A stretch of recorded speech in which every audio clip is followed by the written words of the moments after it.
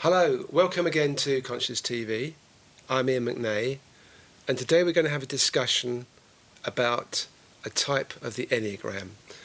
Now, the Enneagram I've personally found very useful in my life. It's something I discovered many years ago, and I'm joined by three guests who all know quite a lot about the Enneagram and their type.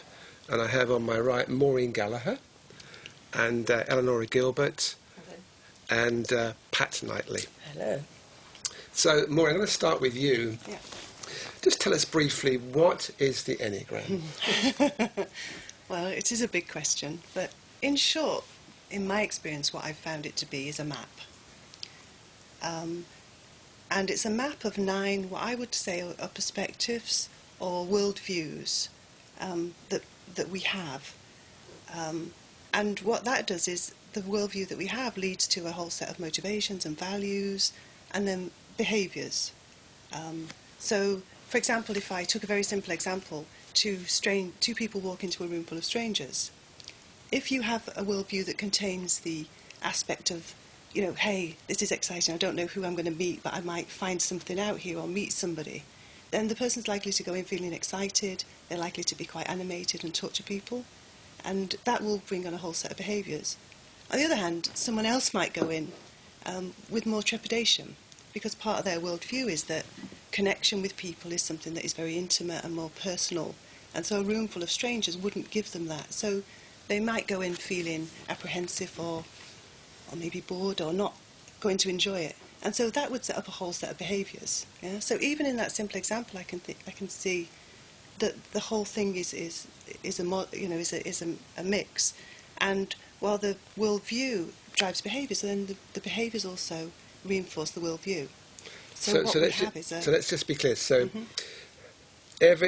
each person is basically one different Enneagram type, and that influences how they are in terms of how they see life in certain situations. Exactly, yeah. Okay. Exactly. And I know there's 9 different types. There are, yeah. And one of the challenges, of course, is to, if people are interested, is to find our own type. Yes, it is, because having a worldview like that is limited. Yes. So what we're trying to do is the reason it's a map is that if we can find where we start from, we can see what the confines are. Some call it a prison in a way, that we're confined within that worldview and believe it to be the perspective. Whereas if we can broaden our perspective, then we have more choices. So the Enneagram helps us know where we start from so that we can move outwards. And we can find our potential. Absolutely. Yes. Yeah.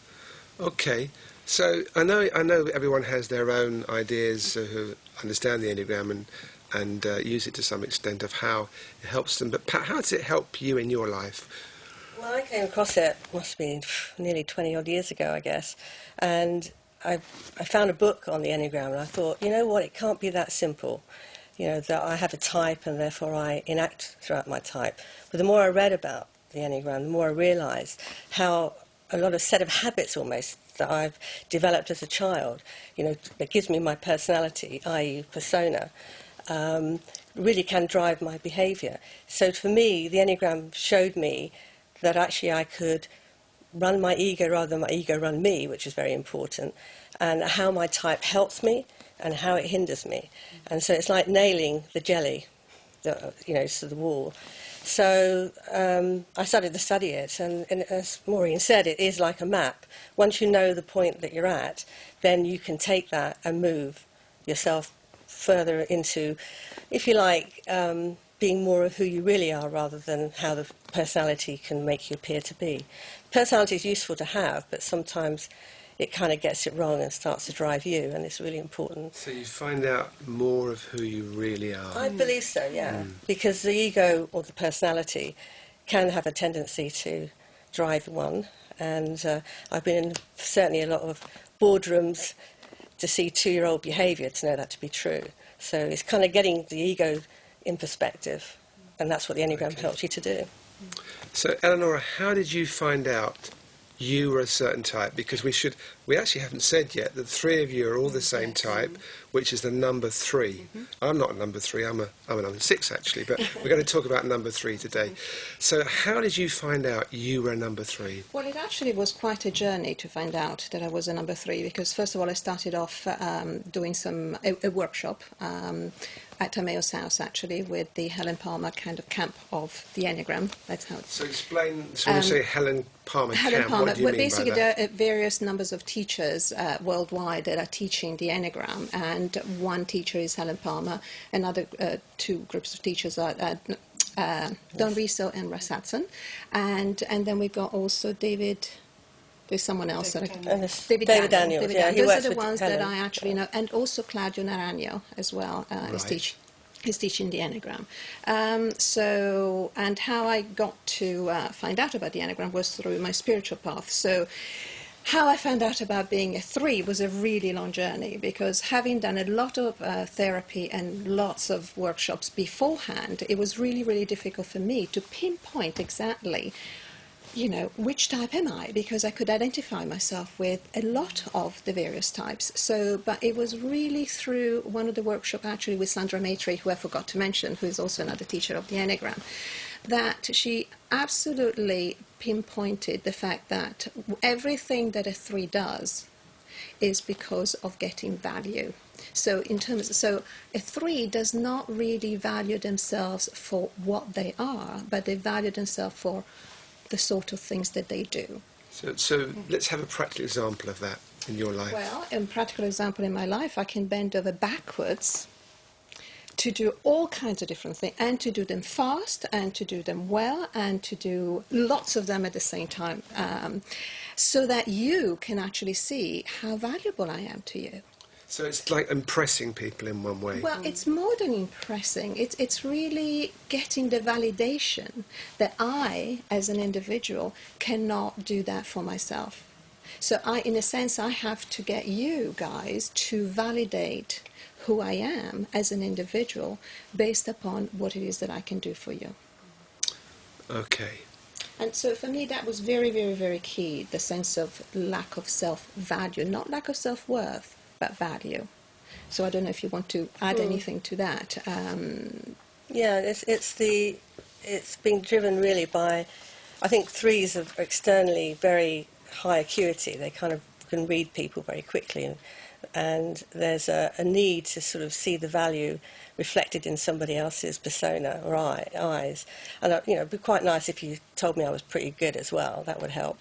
So there is a seeking almost like to be externally validated, which I think is, for me, was one of the things that made me realise I was a 3. Because it took me a while to kind of accept that actually that was an important aspect to motivate me to get up and do things. We all know there's 9 different types altogether, and we all have an element of each type in us, but it's the predominant type that we're looking at. So for both Pat and Maureen, was it quite easy to spot you were a number 3, or did you go through a process like Eleonora did? Interestingly, for a 3, when I read the Riso Hudson book for me, and it hit me in the pit of my stomach, it was like, oh, how did they know? They must have been following me around for the last 20 years. So it's like they know the intimate details of you. It really hit me, really physically, like, wow. Partly a relief, like, here explains, the things that have been conflicting in my life and the things I've struggled with. And partly like, oh my God, how did they know? In typical 3 fashion, though, picking up what Eleonora was saying about the validation, someone said to me, oh, you don't look like a 3, you can't possibly be a 3. And I said, oh, that's all right then, I must be a 9. And I spent a little while in 9 because they'd said so, And then eventually I came back to like, no, I'm a 3. But it was, what really did it for me was reading the book and hitting on the right type. Right. And I think it's when you read it. I think there's a lot of behaviours in all the types that you can say, you can tick them and say, yeah, oh yeah, I get that one. But it's when it really hits you to the core, I think that's when you know that's your type.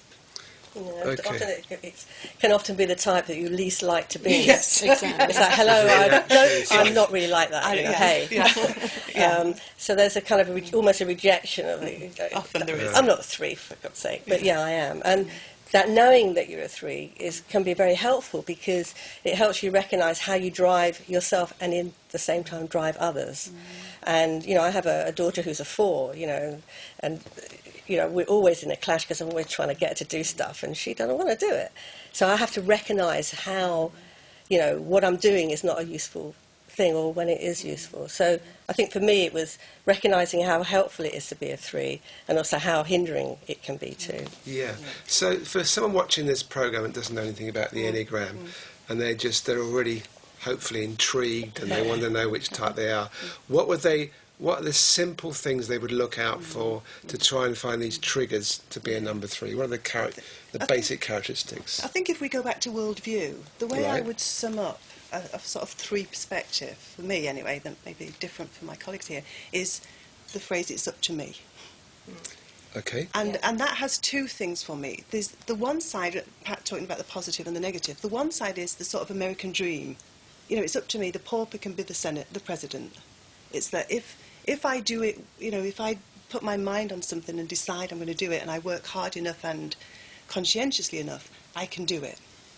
So there's a lot of achievement, success, working hard, efficiency. Those kind of words are within that.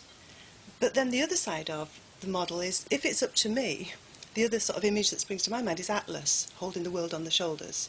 You know, So it's up to me. responsibility. Responsibility, Yeah. burden. If I let go, who's going to catch it? Nobody. Therefore, you get on a treadmill of, I have to keep going. And I think that's the more the downside of the 3, a drivenness, and almost that you have to hide your heart from yourself. I think that's key for 3. Because if I really got in touch with my feelings, sometimes I might not want to do those things. It might be a burden, but I can't allow myself really to feel that. So I have to keep driving myself. So I think if anybody recognises those kind of characteristics in themselves, then it might be useful for them to look into the 3. Because I think it is, as Pat said, it is both positive and negative. It's, you know, there are great qualities, but there's also a great cost, I think, to be a 3. Yeah, I think it's fair to say that often 3s feel like they're the little hero. They take the responsibility of the family and may often give away their heart's desire. You know, it's a fortunate child that doesn't give up the heart's desire and actually does what they want to do. But a 3 will quite happily give up their heart's desire to achieve what they believe is the goal. I was in corporate life for many years and, you know, did very well until I got to the top of the ladder and realised, you know what, there was nothing there. There was no heart there, and that's sort of often what will happen. It's scary to get to the top of the ladder and realise there's nothing there. You know, I received at the top of the ladder, but could have been at the bottom. But it is. It's quite sad. That's the sadness of the 3, and we don't like to go there. Yeah. Because it is very sad. So you discover this emptiness inside you. Yeah, I realise that 3, you can feel, if you get in touch with that emptiness inside, you can feel like a polo mint. You know, it's all on the outside. So it's a big hole in the middle, right? But inside, there's nothing there. There's no one home. Yeah. You know, because you're doing everything for the others. For the validation of the outside And world. that is really. the sadness. Or your parents. Or you know, whoever. talking about the child, Whoever. you know, matter, trying to be someone that your parents wants you to be, rather than really following your own heart's desire. And I found that after doing a lot of this work, that people, in fact it was my stepbrother that said it to me, he said, you're not the same person as you were before. And I said, you know, I've always been here, I just haven't been able to show you that I'm here. And so the work for me has helped me be able to show who I am without the persona. I'm not saying the persona doesn't go away, but there is this kind of, an awakening to a certain extent of that I'm more than my type. I'm actually, you know, got something else to offer other than this efficiency, this driving, this competitiveness, this success. That actually there's more to it. And often you don't get to see that side of the 3. You do see 3s will often be sales directors, they'll be, you know, people who are at the top of their game. Michael, you know, there are lots of people. To say famous people. Yeah, like Tony Blair. Tony Blair would be a good Tony example. Blair's one, I mean, 3s are great at being able to think on their feet. to be able to spin a yarn, Sometimes, that gets him into trouble because they haven't done the detail, but there you go. I think that could be the case with the young man you just mentioned, actually. So good at sales, it's a real, sales. Well, I've got a list here, sorry to interrupt, I dug out of a couple of books, which I thought was interesting. Tony Blair's not here, actually, but there's Bill Clinton, Paul McCartney, Tony Robbins, Tom Cruise. Anyway, I just say what I read. Madonna, Sting, Diana Ross, I think she could be a four, then, George Clooney. Yeah, could be. Anyway, that was a list that I took out of 2 different books, but they're all, obviously, like you mentioned with Tony Blair, they're very driven people, and they are very much top of the ladder in their professions. Yeah. And then also image-wise, there's a real image aspect to a 3. We like to look good. I mean, So let's look at this image thing. So you like to look good. What else about the image? Well, the image seems to be everything. It's like, and that's what I was talking about in terms of the lack of recognizing the lack of value, is that what you're appreciating about me is what it is that I can do for you, the way that I look. The chameleon. The fact that I can absolutely be adaptable to any kind of situation and circumstances, and I actually know what it is that you want as well, but inside it's like, what do I want? Why am I doing this? What are my motivations? So that's what's missing, in a sense. The self-value that you talked about, yes. And really follow your heart's desire as opposed to trying to fulfill somebody else's dream or somebody else's expectations or your parents' expectations and dreams.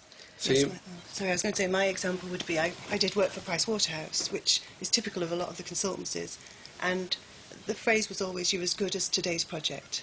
So you could have been brilliant on yesterday's project, last year's project, for the last 20 years, but that doesn't count. It's only today's project that counts. Right. So it's that constant, who are you today, in the eyes of other people. So there's no history, in a way, with the 3, is there? It's only today. And so it's very hard to keep satisfying everybody's expectations because they're so wide and so dispersed.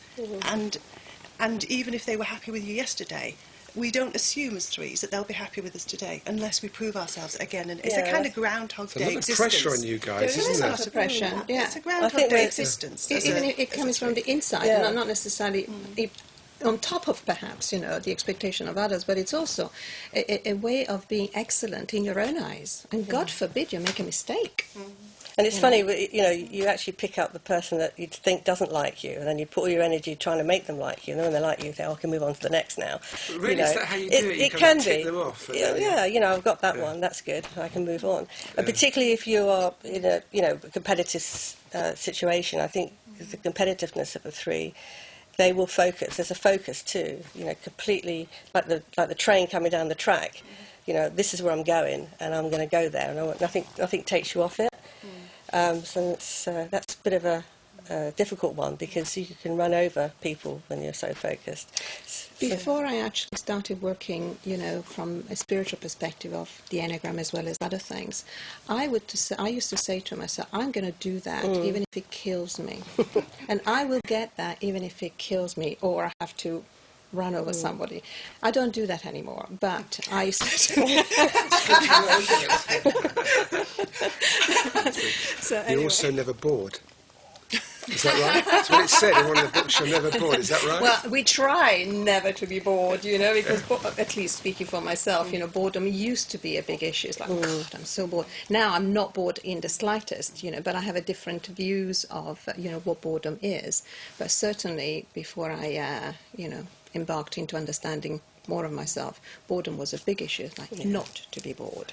I would do anything. To be bored means to slow down. That's not an option. We've got to keep going.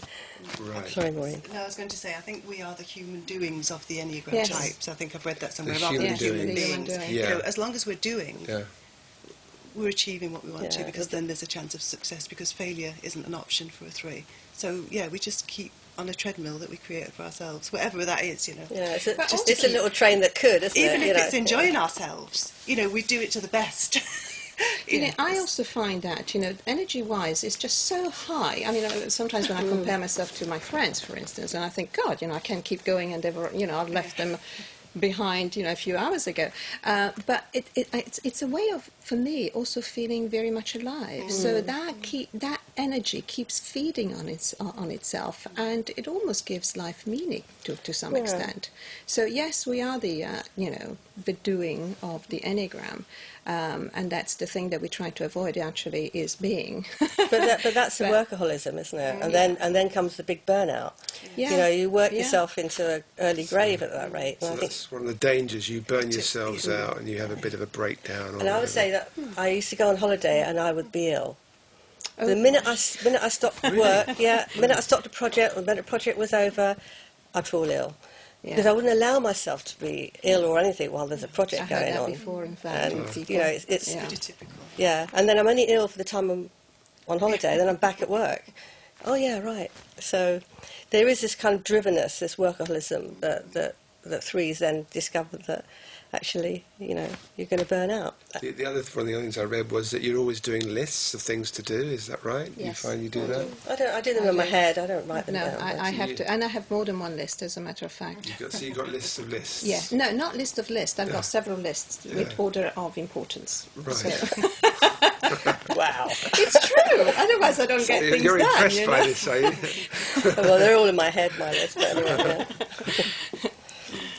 So I think we've got quite a few clues if somebody wants to try and spot watching this program what they are in terms of if there are a three or not.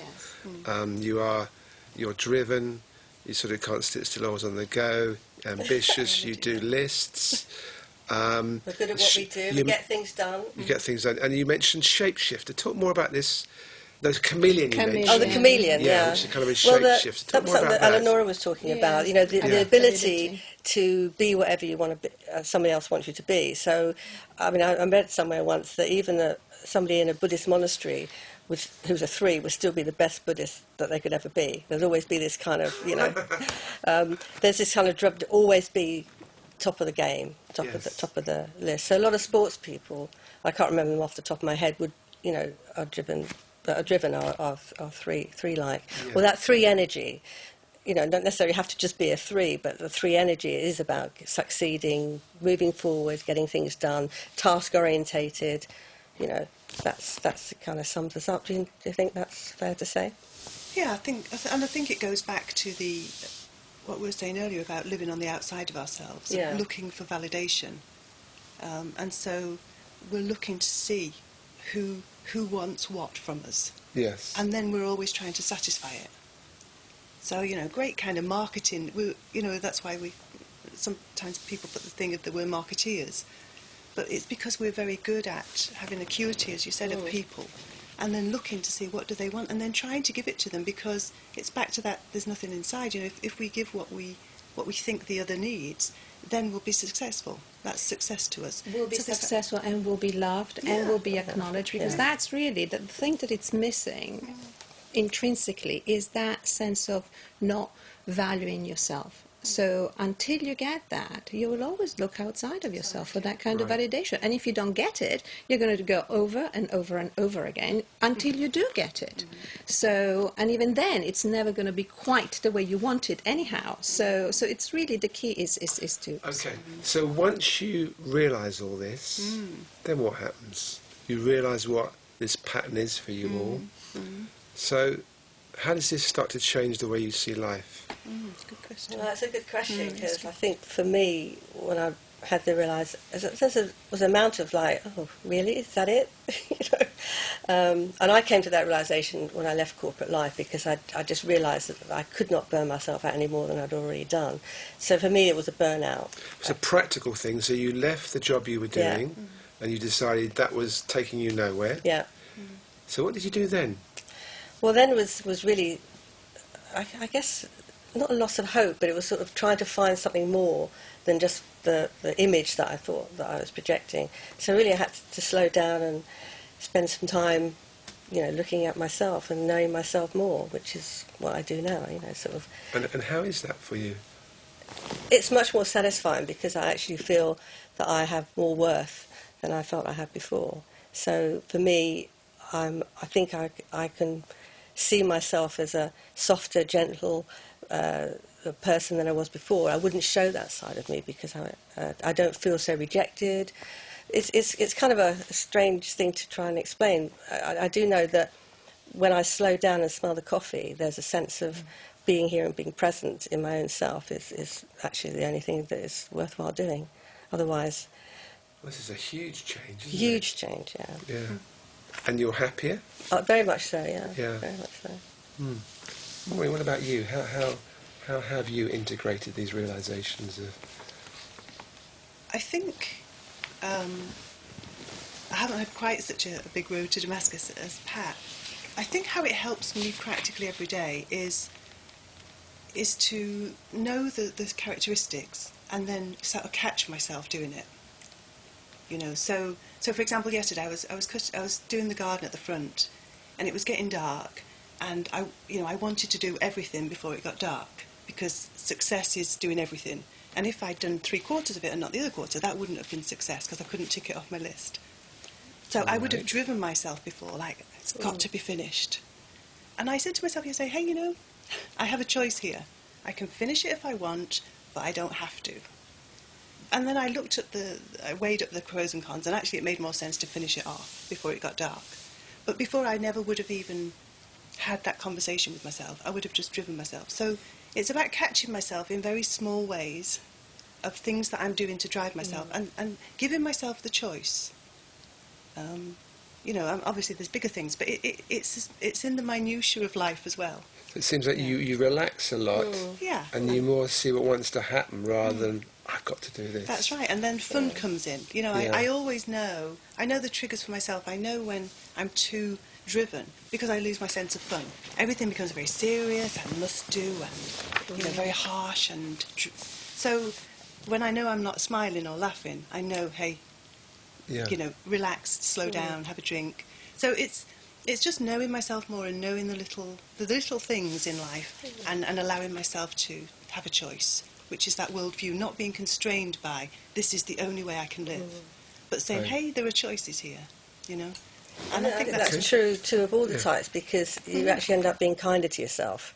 You're not beating yourself up so much, and I think that's what we all end up realising, that actually, like Maureen said, you know, you don't have to do anything, it's a choice. And that's a huge relief for us. You know, we talked earlier about the burden that we threes have. I don't think there's so much of a burden, is there, that we don't feel we have to do everything for everybody else. We actually start to do stuff for ourselves and don't feel bad about it, because also within that is shame that I'm actually expecting to be validated externally. So I think there's a huge shame that suddenly goes as well from that was my experience. And for me, really, it's a question of beginning to appreciate all the gifts that this particular type has to offer. The same with every single type. So rather than rejecting them like I used to in the past, oh, this is wrong if I do it this way, or, you know, I shouldn't be driving myself, and, you know, a lot of criticism, internal criticism going on. Now, when I recognise, hey, my goodness, I'm rushing through things again, wow, what's that about? So it's really through observation and even light-heartedness. You know, we can't change really effectively. What we can do is observe how we are, how we behave, and have choices. You can still go that particular direction and rush through things and, you know, tick it off the list and all of that. Or you can actually relax and laugh about it. Like, my goodness. And the other thing is also looking at my motivations. You know, why am I doing this? Who am I trying to please? You know, who am I doing it for? You know, to really be clear about what is it that motivates me in this particular moment to do this particular thing? Do I have to? What's the internal conversation? So those are aspects that I found interesting. But also really validating myself for the capacities that I have. And yes, they could be better, but so what? You know, this is what there is, and this is what I can do, and this is who I am. To some extent, this is, you know, when I say this is who I am in terms of the personality, this is the kind of personality that I have. It's not who I am, but it's the personality that I have.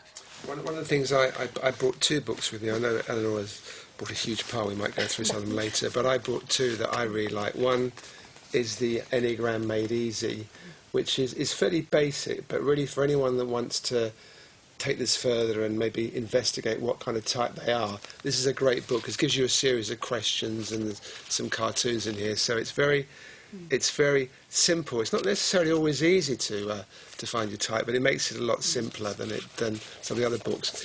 And this one here by Sandra Maitre, who we have interviewed twice on Conscious TV, this one is the spiritual dimension of the Enneagram. And she says here one interesting thing, which I wanted just to discuss with you ladies, is that she's saying that modern life is taking on more and more of the three-ish quality. And I thought that is interesting, the fact she said that, because that seems to me very true, because people are rushing around even more with mobile phones and Blackberries and everything. You know, you can't get away from being a three, can you? And also it's a celebrity thing, you know, this whole kind of celebrity, I'm a celebrity, get me out of here. That's very three-y, you know, that you'll get a lot of actors. And The Apprentice is very three too, I would yeah, guess, is it? Yeah, very, very much so. I look at The Apprentice and sort of, you know, try and guess what the types might be. Not that I would know totally, but... And the whole Susan Boyle phenomena, which I guess all dated, but, you know, the fact that she was pulled from obscurity and became this huge superstar, that's a very three thing. Yeah. And, is it? Yeah. And I think that's also, you know, that we are valued for being threes in our society, you know. Yeah. So in a way it's a very addictive kind of type to be, because we are applauded for it and we get a lot of success for it. But it's also shallow, you know. So it's that shallow stuff. You know. This is interesting for me. This is the way society is moving, the threes. So the way society is moving, as you said, is with the celebrity thing, is that we hide more and more, all of us, and as a society, what we really are, what's really going on, and we do what we think is going to bring us success, and then we think that's going to bring us happiness. But it doesn't work out that way most times. And I think that's what drives the doingness of the three, because we think if we do everything for everyone and, you know, be the best that we can be and, you know, conquer the Everest, that everybody will love us and we'll be happy. Well, It might be for a little time. And might be for a nanosecond, but, you know, if you allow yourself to appreciate it.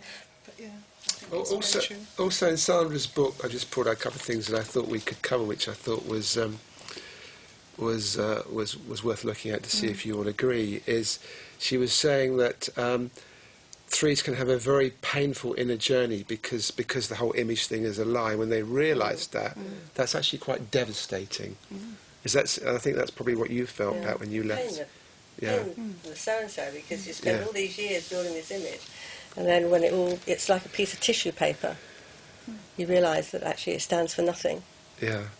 And the only thing that stands for anything is what you think of yourself and how you are in your own self, which is a hard lesson for a three to come to terms with. Yes, indeed. Yeah, it's almost as if everything that you've done, it's worthless, actually, you know. Well, that's quite a deep statement to make. Are they all feeling sorry for us? Should we get the tissues out? I'm not three. But so the potential for the three is also, I gather, the potential for a three is also the nearest to the pearl beyond price. Do anyone want to explain what the pearl beyond price is?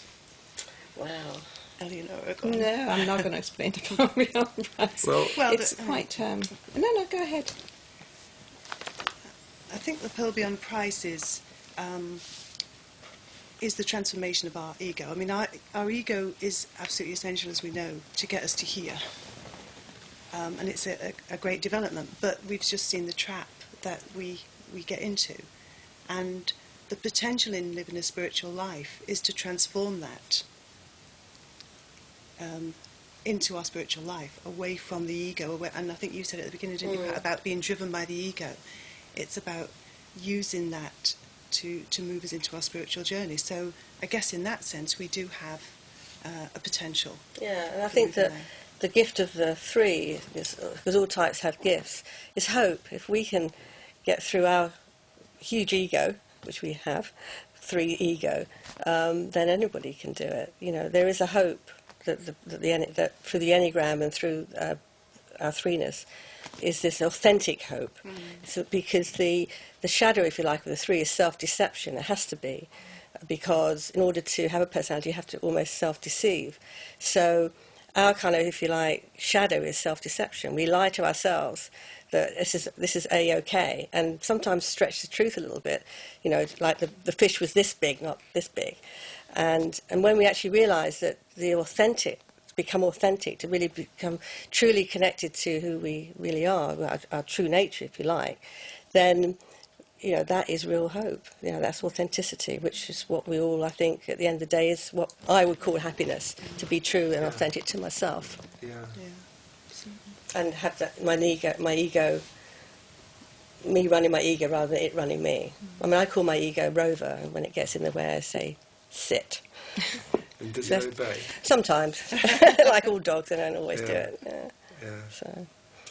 So where I've got to actually live with the personality, it's again through appreciating the fact that what's manifesting here in terms of true nature is through this particular kind of personality. And I happen to have been born, because there is something about, you know, nature and nurture, you know, that somehow you're born with a particular type personality or a blueprint of a particular type personality, and then, you know, the kind of nurturing that you've had builds up on the nature, how you were born. So, you know, here I am, you know, on this planet, you know, being given, so to speak, this kind of personality, and being as authentic and as truthful as I can be. But it's not about destroying the personality. It's not about making it better even. It's just being able to live with whatever it is that, you know, I have, and I happen to be having this particular kind of type 3 personality. So, and it's through that particular appreciation that I see that true nature is manifesting itself through that. So when you say true nature, what do you mean by that? Well, true nature is it's what's real about ourselves rather than what we think it's real, or the kind of persona that I want to portray. So what's real about you now? What's real about me now is that I'm here, that I'm breathing, that I have emotions going through and sensation going through my body, thinking about, or even being confused about who am I right now. You know, it's a combination of various things. And yes, there is the personality, and yes, there is also what I'm experiencing right now at a physical level, at an emotional level.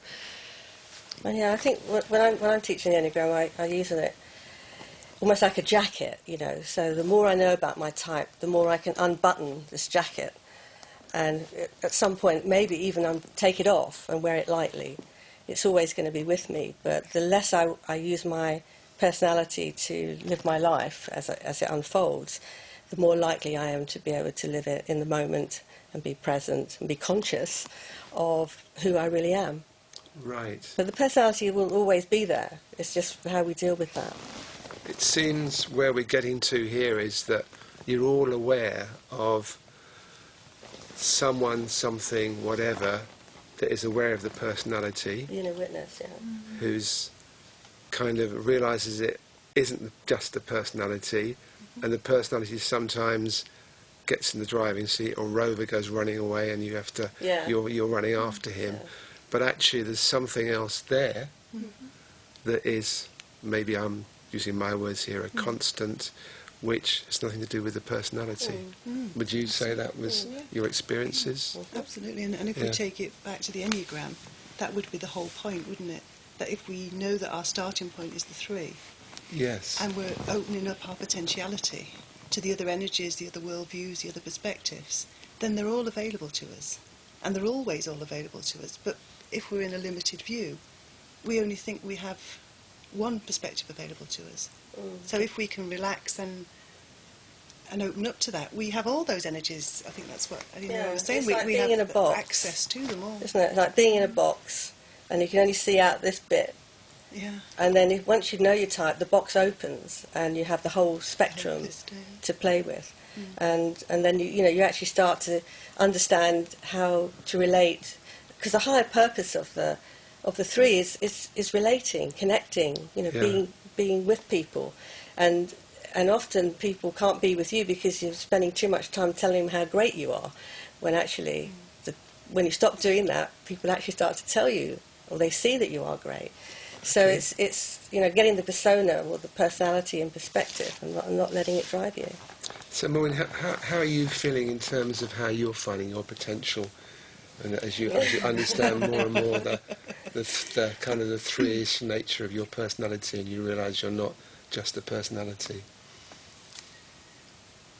I think, first of all, the sort of polo mint kind of perspective has gone. So I'm more in touch with the reality. I'm more in touch with who I am and what qualities I have. I think before I wasn't really aware of those. So I'm more grounded maybe in myself. So when you say qualities, being grounded would include one of the qualities, would it? It would be one of the qualities, yeah. And seeing the strengths I have and believing that I have them, that would be the first aspect. But then the second aspect would then be, you know, sometimes other strengths are required, like maybe just strength and straight talking and, for example, that threes maybe aren't so good at, but realising that those are available to me as well. So sometimes, being able to access those, if it's appropriate, you know, if that occasion arises where that's required, I have more freedom, more choice. So you're not so kind of caught in having to please everybody and want this approval. You can just tell someone what you really think. If that's required. Yes. Yeah. I don't mean in a crass and no, I didn't way, mean that. But you know, but if that's required, then that would be more available and easier to do. Whereas maybe when I'm caught in threeness, you know, it's like, oh, what would they think, and is it the right thing, and what would the reaction be, and should I do it? And you know, there's this whole inner talk of whether I could even do it and whether it's the right thing, rather than just being present to this is what's required right now. Let me do it. There's no angst. There's no inner talk. It just flows. You know, so there's much more flow. There's much more freedom. There's much more choice. There's much more relying on, rather than it's up to me. If I go back to my worldview, it's up to me. Hey, maybe it isn't up to me. Maybe there's other things around, and I just can tap into them. You know, if I'm open to the possibility, if I'm open to life rather than being contained, things flow much more easily. And do you find that people who are close to you see you more different now, and see you in a different way? Yeah, I think, for example, if my dad was ill, he's now subsequently died, but I gave up work. I took sabbatical to look after him in his last days, and I know my friends were very surprised because I was like the corporate woman on the treadmill, running around the world every week, running workshops and coaching managers, and so they were very surprised that I would do that. Right. I was quite surprised as well, but hey, I did that, and I thoroughly. It was a blessing to be able to do that. Yes. So I think things are changing for me. Yeah.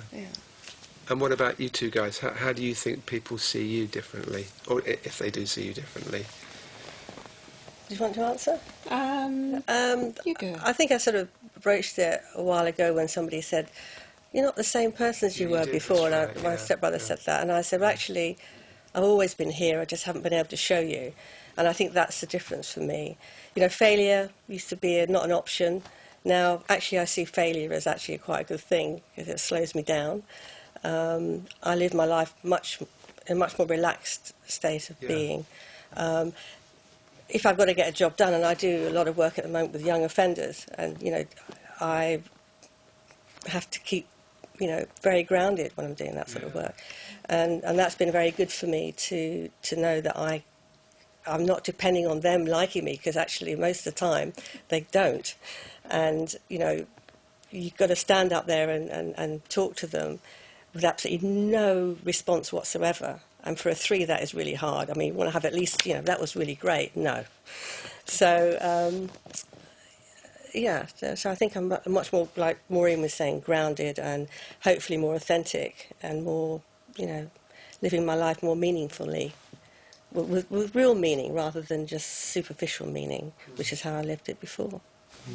Eleonora? And I stopped actually trying to please anybody, really. And so the people around me have noticed that tremendously, because I'm not as helpful as I used to be, and always there and always in charge and that sort of thing. So, and I actually transformed my life completely since I first started finding out about the Enneagram, and then subsequently I got involved in a spiritual path, and so a lot of stuff really changed. My life really has turned around completely, and I no longer try to please anybody, really. Okay. I know you've got a big pile of books, so we've got about 2 minutes left. So maybe we just... So we talked about the spiritual dimension of the Yeah, Enneagram. if you give them to me, I can hold them for good, the camera. that's Yeah, great. So we talked about this one by Sandra Maitre. That's another one by Sandra Maitre, which I've also read, which I think we can deal with this. We can probably recommend this. Yeah. Then we have Helen Palmer. That's a great book for relationships. And Okay, so this is the Enneagram in Love and Work. Well, Yeah. that's probably Good way to understand. says on the cover what it does Yeah. inside. Yeah. Well, it says Then on we the tin. have from Riso and Riso Hudson. So this is Don Riso and Russ Hudson, who also do seminars. So, Two of many of books that they've so actually they've written. again written. And that's two a quite very, chunky very books easy here, yeah. book. The Wisdom of the Enneagram is a very, you know, if somebody wanted to get a first one, as well as the one that you mentioned earlier, that would be one. Then we have, is this the same that's a good Essential? little book. That's David's book. Yeah. Yes. That's a nice, concise one, Yeah. looks like. And it's got in there. Essential Enneagram. It also yeah. talks about the differences between the types. So some people say, well, I think I'm a 3 and maybe I'm a 9. It actually Yes. says, yes, you could be either, but this is the motivation, which going back to what Maureen said is different. Okay. Then we've got Claudio Naragno, one of the many books also that he's written. So he was actually one of the people to bring this to the forefront. It's 5,000 years old, the Enneagram system, isn't it? I think. The symbol is. The symbol but is, the, okay. the actual putting the types on Yeah. was done by So this is Character and Charter Neurosis by in the 70s. Claudia Naragno. Naranja. Yeah. And then we have Facets of Unity. I mean, this is just a small selection of the amount That's of quite an literature. advanced one, but That's very an advanced interesting. one, but I think AHL Mass Facets of nice Unity, yeah. So, of course, Eleonora and all of you have read all of these because you're all good number 3s, is that right?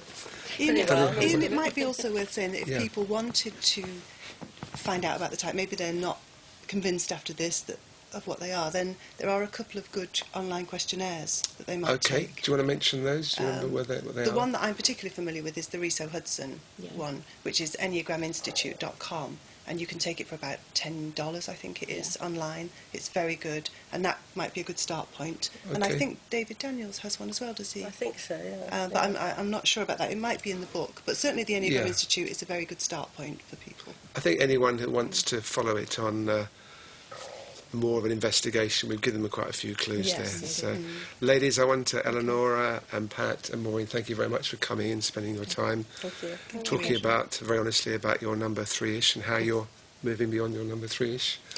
And thank you everyone for watching Conscious TV. And we aim to do a programme about all the different Enneagram types. We've got 8 more to go. So if you live in London or near London and you feel you know your Enneagram type, or indeed you know a lot about the Enneagram and would like to be considered for appearing on one of these programmes, then do email us in and let us know, and we'll get back to you.